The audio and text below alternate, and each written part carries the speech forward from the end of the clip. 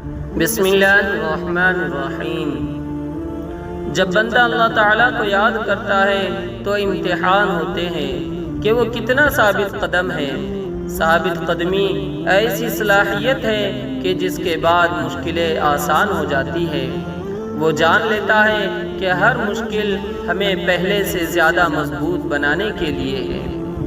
مشکل کا انعام آسانی ہے اور آسانی کے بعد ایک اور امتحان آتا ہے، اور اس طرح زندگی آگے بڑھتی ہے۔ مشکلات اور آسانیاں دراصل زندگی کی وہ دو طرزیں ہیں۔ جب تک آدمی مشکل کو مشکل اور آسانی کو آسانی سمجھتا ہے، ان دونوں طرزوں میں رد و بدل ہوتا رہتا ہے۔ جو اصول ان دو طرزوں سے آزاد کرتا ہے، وہ ہر شے کو من جانب اللہ سمجھ کر زندگی گزارتا ہے۔ جو لوگ ہر کام کا رخ اللہ کی طرف کر دیتے ہیں تو اللہ تعالیٰ ان کو بصیرت عطا فرماتے ہیں۔ ذہن کا فرما برداری سے نافرمانی کی طرف جانا ناشکری ہے۔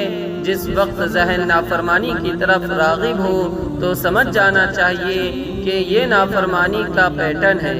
شکر کرنے سے آدمی صبر کرنا سیکھتا ہے، اور صبر ایثار و قربانی کے ساتھ یہ یقین ہے کہ اللہ میرے ساتھ ہے۔ ذکر، شکر اور صبر ایسا عمل ہے جو ذہن کو شکوک و شبہات اور منفی سوچوں سے دور رکھتا ہے۔